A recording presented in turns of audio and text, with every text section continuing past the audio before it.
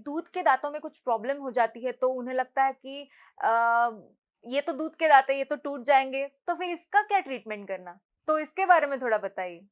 ये बहुत ही common perception है या लोगों की सोच है कि अरे ये तो दूध के दांत है, ये तो अभी गिर जाएंगे, 2 साल बाद, 4 साल बाद, 6 साल की उम्र में गिरने शुरू हो जाएंगे फॉर एग्जाम्पल।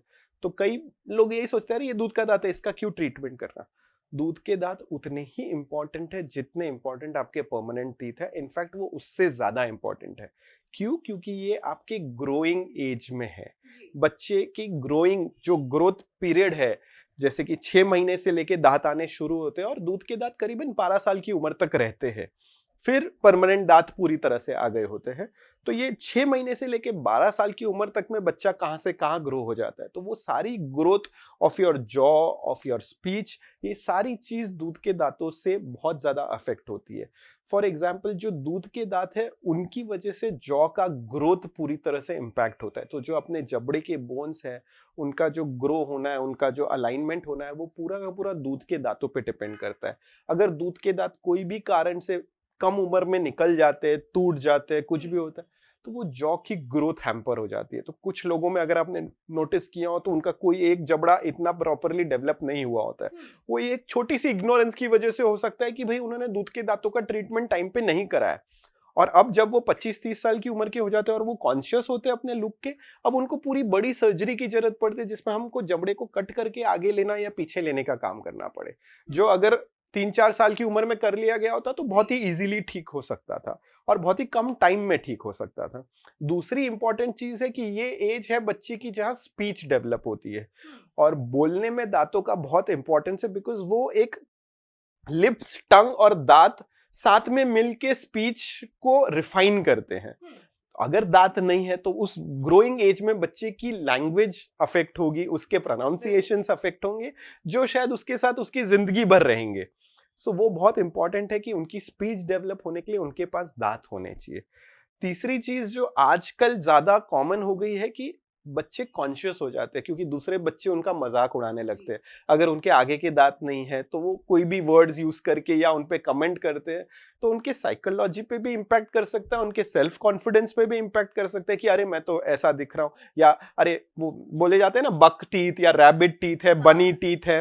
तो ये सब वर्ड्स या ये सब जो कॉमन है, अब ये बच्चों के साथ होता ही है, बच्चे तो मस्ती करते ही है, तो वो सब भी बच्चों को इम्पैक्ट करता है। तो दूध के दांतों का अपने को ख्याल रखना बहुत इंपॉर्टेंट है।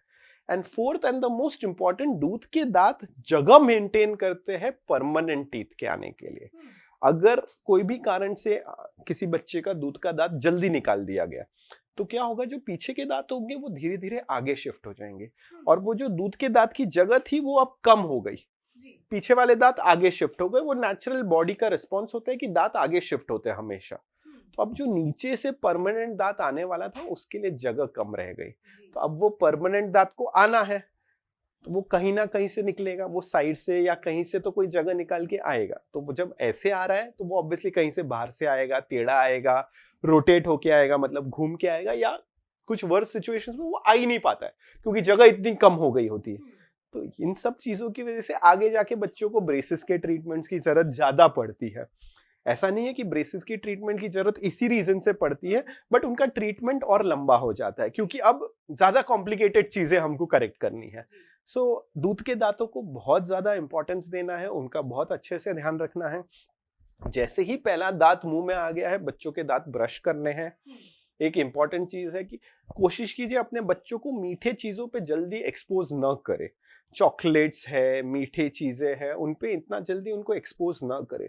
उनको रेगुलर डाइट पे थोड़ा यूज टू रखिए। And as a sweet use fruits, because fruits भी मीठे होते हैं बट वो फाइबरस भी होते हैं, तो वो नेचुरली क्लीन कर लेते हैं। चॉकलेट्स मीठी होती है बट फाइबरस नहीं होती है, तो वो गंदगी आपके दांतों पे रह जाती है। तो अगर कुछ मीठा ही खाना है तो बच्चों को मीठे में फ्रूट्स खिलाने की आदत रखिए। चिक्कू खाइए, एप्पल खाइए, बनाना खाइए।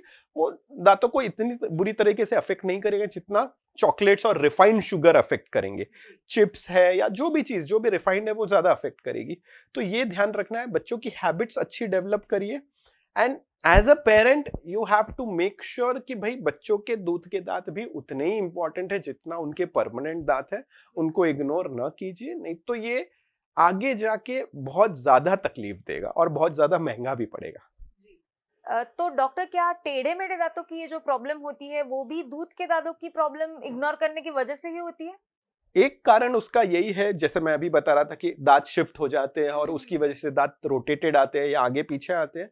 तो एक बड़ा कारण यही है कि दूध के दांतों पे इतना ध्यान नहीं दिया गया था। उसका कारण कुछ भी हो सकता है कि तब प्रायोरिटीज नहीं थी, नॉलेज नहीं थी, बहुत सारी चीजें हो सकती। सो नॉलेज यूजुअली किसी को नहीं होती है, या तो आज की तारीख में चलो सोशल मीडिया और फोन के हिसाब से थोड़ा एक्सेसिबल हो गया है, but the best person to give you knowledge is your local dentist. So please अपने बच्चे को लोकल डेंटिस्ट के पास दिखाइए। हम हमेशा कहते हैं 1 साल की उम्र में, 4 साल की उम्र में, 6 साल की उम्र में, 10 साल की उम्र में कोशिश कीजिए अपने बच्चे को बिना कोई रीजन एक बार दिखा के आइए। आपको लग रहा है बच्चा सब ठीक है, हो सकता है अंदर कोई छोटा डीके हो, कुछ हो, या उनका जॉज उस तरह से डेवलप ना हो रहे हो जैसा हम चाहते हैं, कोई दांत आगे पीछे हो, और वो अगर हम अर्ली ग्रोइंग एज में ही ठीक कर ले तो वो ट्रीटमेंट जल्दी होता है। जो चीज मुझे शायद आगे जाके 12 महीने ले, वो अभी 6 महीने में हो सकती है। सो वो बच्चों को भी तकलीफ कम होगी, और इस उम्र में ट्रीटमेंट फास्ट होता है बिकॉज बोन भी थोड़ा मेलिएबल होता है। जैसे जैसे एज बढ़ती जाती है बोन थोड़ा हार्ड होता जाता है, ग्रोइंग एज कम होती जाती है, तो ट्रीटमेंट में भी थोड़ा डिफिकल्टी बढ़ता है। ट्रीटमेंट पॉसिबल है, हम 60 साल की उम्र में भी ब्रेसेस लगा सकते हैं, ऐसा नहीं कि नहीं लगा सकते। इनफैक्ट मेरे क्लिनिक में मैक्सिमम पेशेंट्स जिनका अभी ब्रेसेस का ट्रीटमेंट चल रहा है वो 35-40 ईयर्स के एज ग्रुप में है। अब आप सोचेंगे अरे अब जाके ब्रेसेस, क्योंकि जब वो छोटे थे उनके पेरेंट्स को इतना अंदाज नहीं था, इग्नोर हो गया। तब प्रायोरिटी थी कि बच्चों को पढ़ाना है, ये करना है, तब फाइनेंसेस उतने नहीं थे। अब ये भी अपनी लाइफ में सेट हो गए, अच्छा अर्न कर रहे हैं, और अब उनको समझ में आ रहा है भाई अब ये नहीं सही है, ये मुझे सही नहीं दिख रहा है प्रोफेशनली या फंक्शनली मुझे तकलीफ दे रहा है।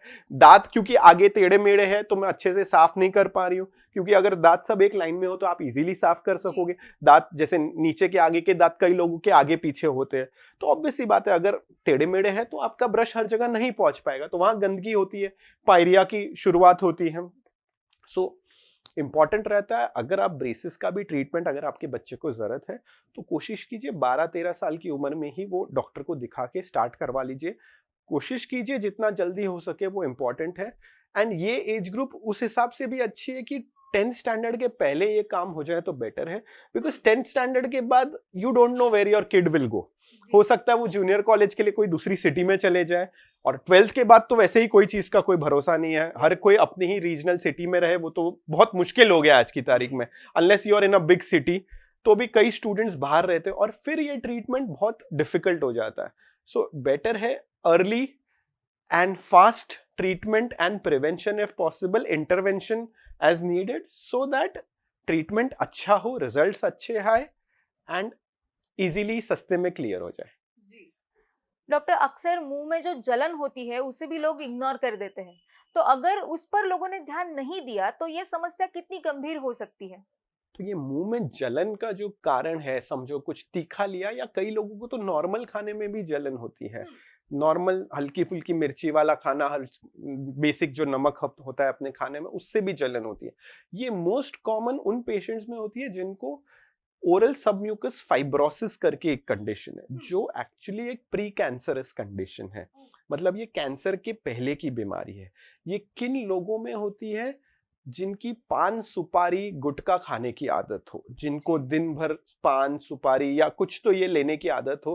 कई लोग सोचते हैं अरे सुपारी में क्या प्रॉब्लम है, सुपारी भी उतनी ही बुरी है जितने पान और गुटखा और सब कुछ बुरे हैं। सो प्लीज सुपारी को आप अच्छी की कैटेगरी में मत डालिए। कई लोगों का ये एक परसेप्शन होता है सर सुपारी में क्या दिक्कत है, सुपारी की जगह सौंफ ले लीजिए, बट सुपारी मत लीजिए। सुपारी और इन सब की खाने की वजह से धीरे धीरे जो अपने गाल है उनमें फाइब्रोसिस होने लगती है, और वो गाल थिक होने लगते हैं, गट्ठे पड़ने लगते हैं उनके अंदर फाइब्रोसिस के, और उसकी वजह से जो उनके ऊपर की स्किन है बहुत सेंसिटिव हो जाती है, और पेशेंट को नॉर्मल सी चीजें भी बहुत ज्यादा जलन देती है। वो बेसिक खाना तक नहीं खा पाते। इनफैक्ट मुझे कई पेशेंट्स ने कंप्लेन किया सर मैं तो टूथपेस्ट का जो मिंट है मेरे से तो वो भी नहीं सहन होता है, तो वो तो टूथपेस्ट तक नहीं यूज कर पा रहे अभी, क्योंकि वो मिंट जो फ्लेवर होता है थोड़ा स्ट्रांग होता है। वो भी जब ब्रश करते हैं तो वो जलता है। वो बोलते हैं सर हम तो बिना टूथपेस्ट के ब्रश कर रहे क्योंकि हम टूथपेस्ट तक नहीं लगा पा रहे। तो अब प्रॉब्लम ये हो रही कि टूथपेस्ट नहीं लगा पा रहे तो दांत अच्छे से साफ नहीं कर पा रहे, तो उनके मसूड़े भी खराब होते हैं।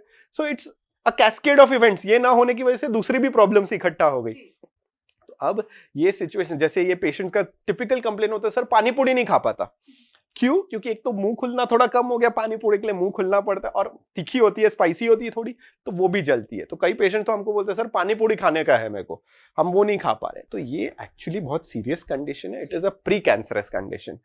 एंड ये भगवान आपको वार्निंग दे रहा है कि भाई अब तू सुधर जा, नहीं तो तू मेरे पास आने वाला है। And this is the last stage before you go into cancer. See, cancer के बहुत सारे ट्रीटमेंट्स है, सब कुछ है, साइंस बहुत आगे बढ़ गया है, सर्जरी है, कीमोथेरेपी है, रेडियोथेरेपी है, बट इम्पैक्ट बहुत ज्यादा होता है। अगर आपकी टंग को, गाल को, होठ को कट करके निकालना पड़ता है तो आपकी लुक्स, आपकी टेस्ट, आपकी बात करने की स्टाइल, हर चीज अफेक्ट होती है, and it leaves a huge impact on the person. So it is very important that you don't let it go to that stage. आपको उसको उसी लेवल पे रोकना है, इनफैक्ट कोशिश करनी है कि इसको रिवर्स करे।